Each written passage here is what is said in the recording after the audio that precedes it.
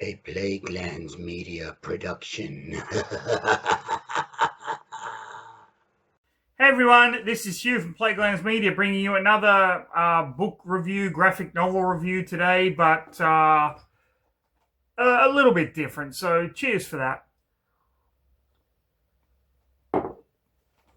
Now, I have been a huge Superman fan, primarily when the TV show Smallville came out. I kind of was really hooked on that, but I did love the Christopher Reeve Superman films. I even saw Superman 4, The Quest for Peace in a cinema, even though that film is pretty laughable by today's standards.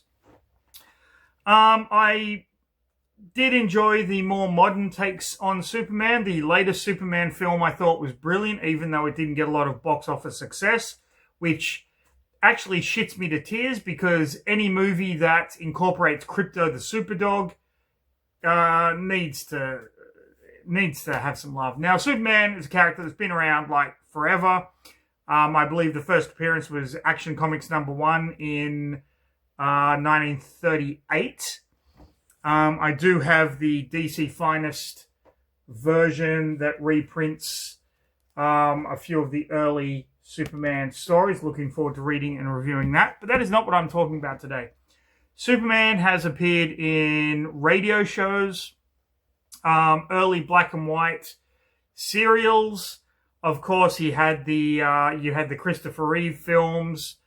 You had the more modern movies. You had him in Superman versus Batman, which once again a lot of people poo-pooed, but I enjoyed it for what it was. And then you have the more modern takes. You have the animated series. You have the Justice League animated series. You have the animated movies. There's a lot of iterations of Superman out there. And that's what I'm going to be talking about today. More importantly, I'm looking at the Volume 1 of the Elseworlds Superman comics, and I'll be looking at 3 stories in particular. There are 6 in the novel, or in the graphic novel. I'll be looking at Superman Speeding Bullet, Superman Kal, and Superman Distant Fires, the first 3 in this collection. I love the Elseworlds series. They are just different takes on the characters that we know and love. So there's Elseworlds Batman, Elseworlds Wonder Woman, and whatnot. But I'll be looking at the stories in Elseworlds Superman today, focusing on the first 3, as I have not yet read the final 3 in the series. Straight off the bat, I thoroughly enjoyed them.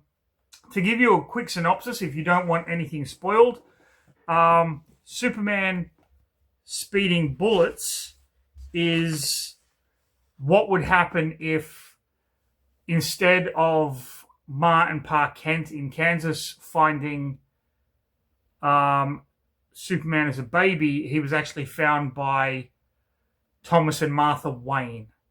So there is that kind of connection there. Superman Kal is a medieval take on the Superman story, with like a medieval version of Lex Luthor and all that kind of stuff. And it was pretty entertaining. And Superman Distant Fires, which in my opinion is the weakest of the 3, but it is still a good read, don't get me wrong, is a Holocaust has kind of hit the earth and all superheroes have lost their powers, including Superman. And then it's basically his journey to get to where he is and what happens in the interim. And it's very much his rivalry with Billy Batson, who is Shazam, or Captain Marvel. But it's a one-sided rivalry because Superman doesn't see it as a rivalry, but Billy Batson does. So they're the 3 stories I'm going to be focusing on. If you don't want any of them spoiled any further than I have, click away, go watch another video. They're all freaking awesome. But if you do want to know what happens in each of these tales, then stick around for the next episode of Read a fucking book.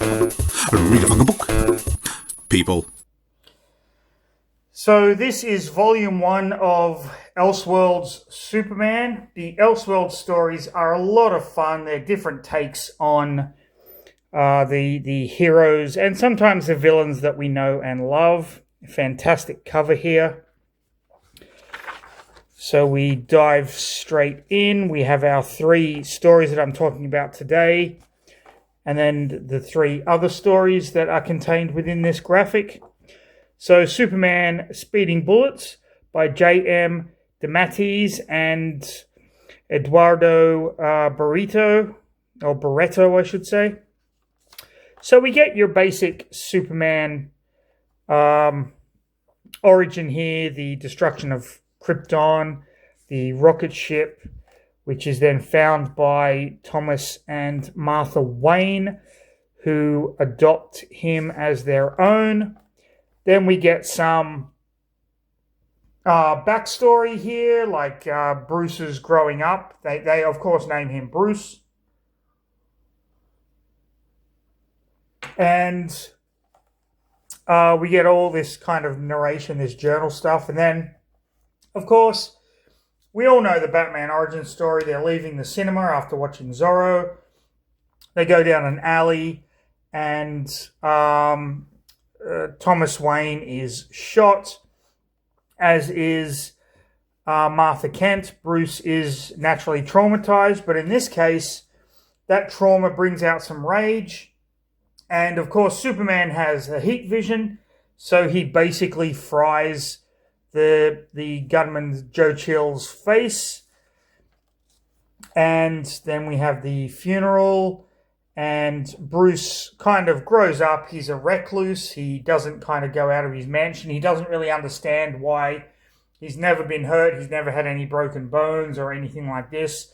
And his father, Thomas Wayne, kept meticulous journals of all of this. Alfred, of course, is still his butler. And we find out that Lex Luthor is actually coming to Gotham City to take over Wayne Enterprises after this catastrophic chemical explosion in one of Lex's Metropolis chemical plants. There's crime kind of going on, and Bruce, while kind of lamenting everything, he can hear things and sense things, and he knows he has abilities, but he just doesn't understand them at this point. And he hears 2 people breaking into Wayne Manor. So they hold Alfred hostage, but Bruce goes all crazy on them, I should say. He throws one of them out the window. The other guy shoots him, but he's impervious to bullets, and he breaks the guy's hand. And all of a sudden, he kind of remembers what he did back then. It was almost like it's a repressed memory for him. So Alfred takes him down to the caves underneath the mansion where Thomas and Martha kept the spaceship. He reads all of Thomas's journals and then decides he's going to become this figure, this Batman. At the same time, we find out that the 2 thugs that broke into Wayne Manor were hired by Lex Luthor. We get a little sneak peek here of what has happened to Lex Luthor. Lex kills them. Then we get this guy, this former soldier with PTSD, who has kind of gone crazy, and he's on the roof of this building. And then we get Batman, the Superman version of Batman, I should say, who confronts the guy, throws him off the building, but doesn't let him die, catches him and leaves him for the cops. But there is now video footage of this mysterious Batman. At Wayne Enterprises, Lex Luthor has met with the lawyers for Wayne Enterprises, and he's about to sign a deal to take it over. But Bruce comes in and he's like, yeah, it's not happening, Lex. Fuck off, and my lawyers can fuck off too. Lex is pretty pissed off about this and kind of makes it known. Bruce buys the Gotham Gazette and he kind of snags or steals the people from the Daily Planet. Now, what we find out is that Perry White, who is notorious in the Superman comics, he runs the Daily Planet, and Lois Lane have been writing these articles about Lex Luthor that Lex didn't like. So Lex bought the Daily Planet and told everyone to fuck off. And they've all come to the Gotham Gazette now, including Perry White and Lois Lane. Lois Lane, of course, is a little smitten with Bruce, which, you know, is par and part for the story itself. And Bruce is a little bit bumbling around her. Now she's walking home, and Lex Luthor pulls up in a limo and says, "Can I give you a ride? Because a lady should be walking out at this time of night." Pardon me. And Batman is watching. Lex kind of declares his love for her and wants her to be with him. And when she refuses him, he basically kicks her out in the bad part of town. It's about a 50-block walk to her apartment. She is accosted by some thugs, but Batman kind of comes down and decimates them. And he thinks he's doing good, but she is actually frightened of him, and she tells him to fuck off. He basically scared her because he's so filled with rage now that he can kind of see these things with his powers and all of this. And he just fucking hates it because his parents got killed. And, you know, understandable as well. I mean, I'd do the same thing to quite a lot of people, actually. So Lois is in the office working, and Bruce comes. And they share a kiss. Oh, isn't that sweet? And then the next day, Lex Luthor bursts in and he demands all this stuff. And when they don't give it to him, he pulls off his actual face and reveals that he has become Jokerized. So this is a Joker version of Lex because he was in the chemical plant when it exploded. So we kind of get that.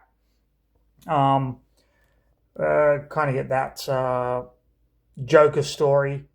He shoots Bruce with an umbrella gun, which is very reminiscent of the Penguin, and he kidnaps Lois, and then he flies away with this stupid helicopter thing on his back, which is it's just funny. Batman chases him down and captures him, is about to kill him, and Lois is like, "Don't do that, don't be that guy." So he snags him and takes him to jail. But we find out that Lex has started a war in Gotham with mercenaries. So Batman goes and basically fights all the mercenaries, doesn't kill them, but disables all of their weaponry and whatnot, and flies back to Lois. And then Lois, who's always known as being Bruce Wayne all along, they get together, and this is how he becomes Superman. Okay, what did I think of this story? It was cool. I really, really enjoyed it. Not the best Elseworlds story I've read, but it's a fun take on merging two classic characters together. I've got no fault with it. I think the writing is solid. I think the art is really, really good. It's crisp. It gets the point across. I think the panels are laid out really well. Not too difficult to follow, which is something that I've experienced lately in a lot of stuff I've been reading, that I sometimes don't read the panels properly because I don't realize that it's a splash page because it's kind of difficult. And that's not the fault of the artist or the inkers or anything like that. That's the fault of whoever created the graphic novel that I'm reading at the time, because I read all my comics in graphic novel form. So Superman Speeding Bullets, well worth your time. Highly recommend. Superman Cal. This was an interesting one for me. Written by Dan Gibbons, and I'm not even going to try and pronounce that name because it's, well, difficult to pronounce. But this is a medieval take on Superman.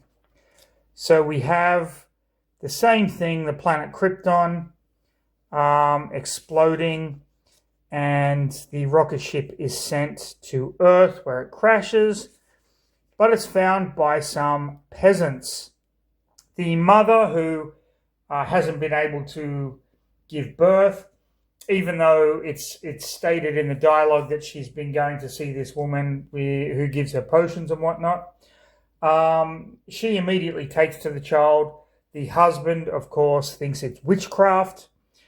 He ends up burying the rocket ship, and they raise the child, Cal, as their own. And because they work on a farm, his strength and whatnot really kind of helps the farmstead. And one day the blacksmith comes, because every so often the horse has to have new horseshoes put on, but because Cal has been doing all the work, more work than the horse actually used to do, the horseshoes aren't that bad. It's a little suspicious. The blacksmith's son is a friend of Cal's, and as they're out kind of mucking about, a bull gets loose from the field and is about to hit Cal's friend. I think his name is James or Jamie, and Cal throws the bull in a tree. The blacksmith, realizing how strong Cal actually is, convinces his adoptive father to let him come to Lexford, this town here, and work as a blacksmith's apprentice. Lexford, of course, is run by the Baron Lex Luthor. Cal has never been in a big town. He runs afoul of Lex's guards, and he basically becomes a pretty good blacksmith who kind of gets the eye of the local girls. A tournament is called by Lex because the lady Louise, or Lois, if you want to put it that way, Lois Lane, get it, is coming. So there's this big tournament, but Lex, the Baron Lex, has kind of rigged it. You can see around his neck is a green gemstone. That is kryptonite, of course. And Lex's knights kind of beat everyone. Now, this is an example of one of these splash pages that is a bit difficult to read. I didn't realize that it kind of followed through. It goes this way, like that, and I read it down and down. Didn't make any sense. And then when Cal realizes that one of the prizes is a gift from the Lady Lois, he goes into the strength thing and he ends up beating everyone. And Lex kind of gets pissed off. Cal ends up winning the tournament, and he receives a ribbon from the Lady Lois.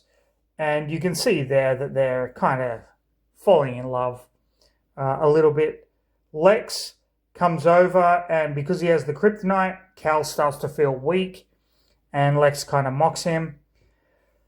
Cal gives his prize money to the blacksmith and the blacksmith's son, but he just keeps the ribbon that Lady Lois gave him. They meet secretly during a hunt, and they end up kind of falling in love. And during the hunt, the boar hunt that Lex and his kind of cronies go on, they stumble upon the ship that brought Cal to Earth. So they confront the Cal's parents about it. Lex takes the ship and demands that a suit of armor be made out of it, but it is impervious to any kind of human metals and whatnot. But Cal is able to melt down the metal and make Lex a suit of armor. They present it to the Baron Lex. Lex demands that his Houndmaster strike him, and the armor itself is impervious to everything. You can see it's got the Superman logo on it. So Lex considers himself invincible. He basically denigrates the blacksmith and Cal, and he asks the blacksmith, "What do you want for this armor?" And the blacksmith's like, "I didn't make it, Cal made it." And Cal says, "I want Lois's hand in marriage." Lois accepts. Lex is pissed off, and but he can't do anything because it's in public. So they get married, and there's a huge feast. But during the feast, the guards come in and they take Lois away. This ancient medieval law that the Baron, whoever gets married, the Baron gets to basically have sex with the bride before the bride and groom consummate their marriage. So they kidnap Lois, and because he's got that green pendant on, Cal cannot stop him. He takes Lois to the castle, where Lois basically spits in his face, and then he basically beats her to death. But you get the idea. It's not strictly put in here, but you get the idea that he rapes her as well. And he beats Lois to death and orders his men to dump the body in the river. When Cal wakes up, he is confronted by Lex's guards, who are going to place him under arrest. He beats the shit out of him, and then he finds out that Lex killed Lois. He takes his sword, and he basically goes through everyone in order to confront Lex over this crime. Now, the reason they are going to place him under arrest is because Lex fears that he's going to start an uprising. So the villagers kind of follow him. He tells them kind of don't. He is impervious to everything. Using his abilities, he smashes through the tower. They pour molten lead on him, which, as we all know, lead is the only thing that can stop kryptonite. So he manages to, he's got his like suit of lead armor here, and he manages to storm the tower, and he starts to basically fight Lex Luthor. Lex, slowly the lead kind of sloughs off of him, and Lex ends up stabbing him with the kryptonite pendant, realizing that it is his weakness. But at the same time, he manages to stab Lex as well, actually killing both of them. And both of them are... Lex's body is just chucked away, and Cal and Lois are kind of buried together. Now we find out that all this narration is coming from his friend, the blacksmith's son. And the blacksmith's son is telling this story to a person. We find out that Cal, at the very end, put his sword into a stone, into an anvil that would keep it for eternity. And we find out that the person who is being told the story by his friend is none other than Merlin the magician. So this is kind of like a precursor to Arthurian legend. The story itself, it was a little slow in the beginning. It kind of picked up. The end was really bleak. I did not expect it to end like that. I didn't expect Lois to die. First of all, that was a freaking shock. But all in all, I really, really enjoyed it. I love the Arthurian legend kind of twist that comes at the end there. A lot of fun. I think Speeding Bullets is the stronger story than this one. That's just my opinion. You might think differently. Now we move on to Superman Distant Fires. Possibly the weakest of the three that I'm going to present to you in this video, but it is still a pretty good read. So we have a Holocaust. We get all this narration. This is a kind of journal by Clark Kent, Superman. How there was this great war and these nuclear missiles have robbed the world of its superheroes. So Superman is in Metropolis. He doesn't have any powers. Everyone he has loved has died, and they're kind of haunting him as these ghosts. And he fights some giant mutant rats and decides he's just got to leave Metropolis, let everyone he knows go, and pretty much just head out and see what he can find. We find out that there are actually mutants in this world from the nuclear fallout.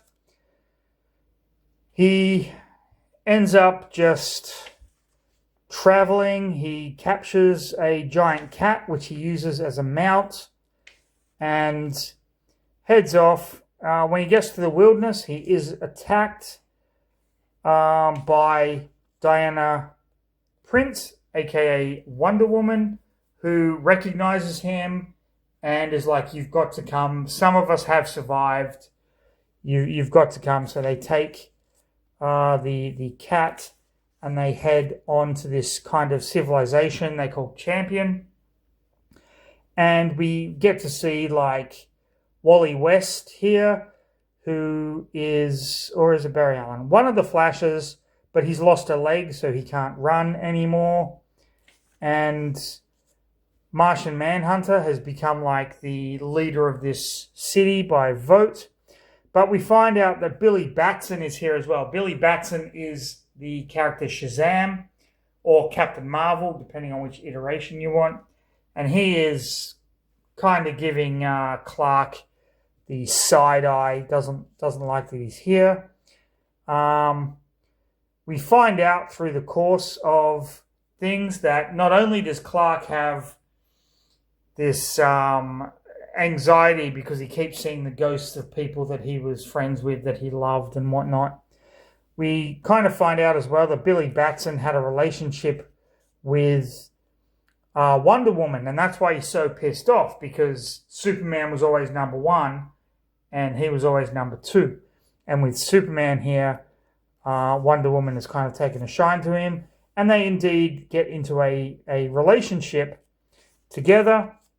Billy Batson sees this, and he goes out into the woods, and he cries out Shazam and turns into Captain Marvel and does his thing, but it doesn't last for very long. Now, for those of you that don't know, when Billy Batson, this young boy, when he says Shazam, he gets struck by a bolt of lightning and he turns into Captain Marvel. And when he says Shazam again, he can turn back or whatever. Good films. They weren't very well received, but I would recommend watching the Shazam movies. They were a lot of fun.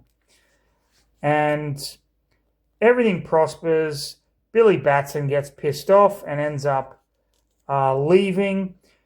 It turns out that every time he says Shazam, the superheroes get a little bit of their powers back. And so this goes on and on and on.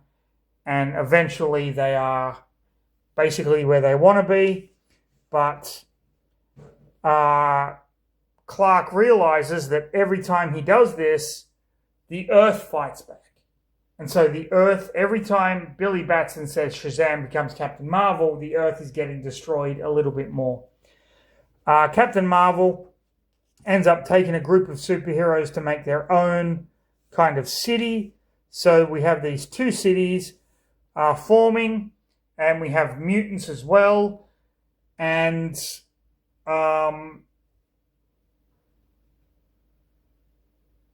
Wonder Woman, Diana, and her nemesis, the Cheetah, who, because of this, cannot revert to human form. Even the Joker, he became sane, so he's kind of working with them. They get ambushed by Billy Batson and Superman's enemy Metallo, and they are all subsequently murdered by them. And this is kind of the start of the war here. So Superman goes batshit crazy and basically starts a war with Captain Marvel. And we find out as well that Superman and Wonder Woman had a son. They named him Bruce. And during the subsequent war, there was this creature called Matrix. Now, this was really interesting to me because Matrix appeared in the Superman comics, taking on the form of Superman's cousin. So for a while, this plastoid creature called Matrix was Supergirl, and there was a time when Supergirl was involved with Lex Luthor. It was a younger Lex Luthor who was inhabiting the body of whatever. It's kind of more detailed in the Death of Superman comics when Doomsday basically almost kills Matrix. But Matrix comes across a Green Lantern battery and a Green Lantern ring and gives it to Superman. Superman and Shazam fight, and it basically is decimating the Earth because they're using their superpowers. Superman incapacitates Shazam and throws him in molten lava. He goes back and gets his son Bruce, puts the Green Lantern ring on Bruce. They create this ship, and the ship takes off, leaving Bruce with his father's journal, which is all this narration, and the Green Lantern ring to find a new planet because the Earth has been destroyed. Destroyed because Billy Batson couldn't handle the fact that everyone loved Superman over him. The weakest of the three stories, but I still really, really loved it. I thought it was a great Elseworlds novel. It had a good spin on the characters. I like the fact that the Joker becomes sane and ends up building the generator that powers this city of champions. It's just a lot of fun seeing the characters that we love in these situations that we would kind of never imagine, and they're not continuity, although you could argue with the multiverse there's probably something out there that has it. So the next three I'll be looking at are, let me go back to the index, Superman: A Nation Divided, Superman Inc., and Superman War of the Worlds. So stay tuned for that. But this was the first three stories in Elseworlds Superman Volume 1. A heck of a lot of fun. All of these books are just fantastic to read. They're fantastic if you understand the characters. They're great if you don't. If you don't know Superman and you're just reading these for the first time, who gives a shit? They're just a heck of a lot of fun. So, I'm going to leave the video there. So cheers, everyone. And with that, I'm just going to say, stay safe. Have a fantastic rest of your day. But most importantly, everyone, read a fucking book, people.